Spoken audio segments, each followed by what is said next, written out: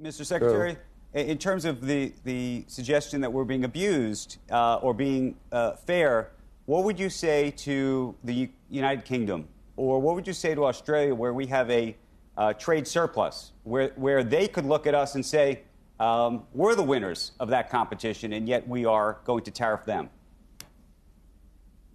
Well, look, they each have the lowest rate available, right? I mean, if you really dissect these the trade numbers that are made publicly, I mean, the United Kingdom, part of their trade surplus is that they have the London Metals Exchange, and they count the importing of bullion. I mean, come on. So, I mean, if you really dissect these things, you realize they have a 20% VAT, okay, and these things, but they work hard. So we don't have a trade surplus with them. They're raping us too. Well, they have a. If you looked at them and really studied it, you'd see they have a goods deficit with us, right? And Australia buys a lot of our planes, which we really appreciate. But we're really looking at the production for people to get jobs. So the stuff with Mexico and Canada, I'd really like to talk about, because USMCA is still in place. So if you make a car in America and the parts are made in Canada or Mexico, there is no tariff. The auto parts business of Canada and Mexico are not being touched. Energy prices are not being touched. You know, people need to understand we did not today, semiconductors are not included. Pharmaceuticals are not included. Donald Trump's going to deeply study those, and those are going to come later on how to reshore from Taiwan, all that semiconductor manufacturing. We have to protect ourselves at some point, right? America has to be able to protect itself. We can't have everything. I mean, think about it. All of our electronics are primarily built in Taiwan. It used to be built here. Our policies let Taiwan take it all. And now, 9,000 miles away, our way of life is being built. And Donald Trump is saying, come on, that's got to be here. That's why you've got Apple announcing it's going to do $500 billion in production here. I mean, think about it. We all hold our iPhones, which we love. Why do they have to be made in Taiwan and China? Why can't those be made with robotics in America? And you know what Donald Trump has said? They're going to be made in America. Secretary Lutnick, there have been questions raised already about whether a company like Apple would be able to get a carve-out from this because they have promised to build more in the United States.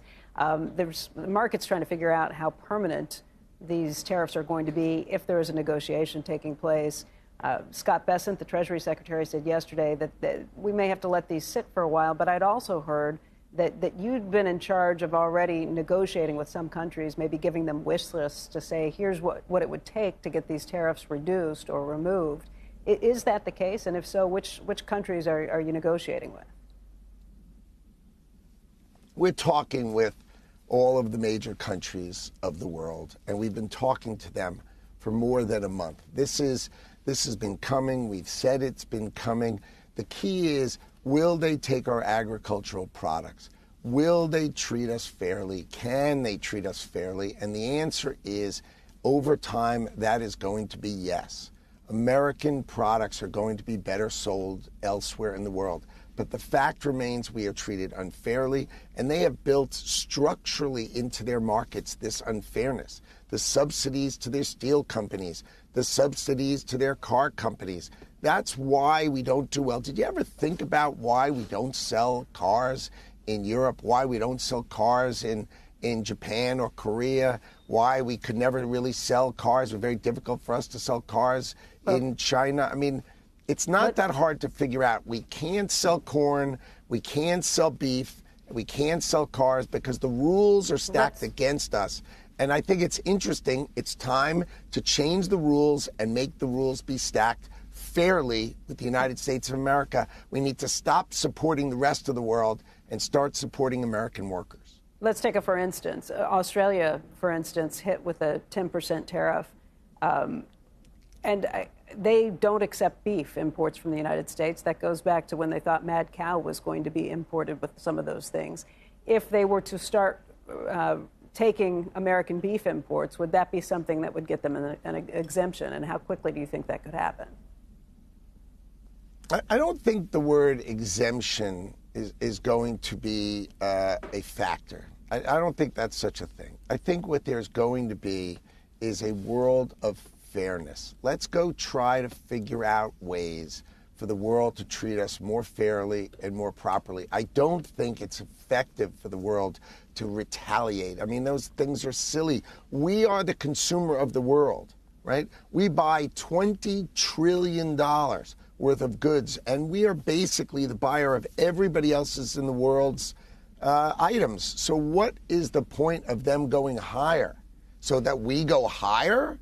I mean, come on, look, he gave a 50% discount. What he's saying is, look, we need to rebuild American manufacturing base. We can't allow the United States of America to not produce steel. We can't allow the United States of America not to produce pharmaceuticals. We can't have a war where we can't get antibiotics and we have to call another country to make a missile or to make a plane. I mean, these are obvious things. We need to have domestic production. We need to employ Americans. And I think that is the model that Donald Trump is seizing on. We need to employ Americans for the good of the United States of America. Factories are coming back. And here's the key. Factories now can use robotics. And so American workers can be much more efficient with robotics. You're going to see the greatest surge in training for what we call tradecraft, teaching people how to be robotics mechanics, engineers and electricians for high-tech factories, HVAC. You think about your air conditioning system. No. When you build one of these great factories like an Apple factory, they use air conditioning to cool it. That is really high-tech. It's a great paying job, and it requires a high school education and training, and our Americans are ready for it. And you're going to see the greatest resurgence of factory building and factory production in America. This is our time, and it is time for us to rebuild it, and that's what Donald Trump is out to do. He's changing the way people think about production in America.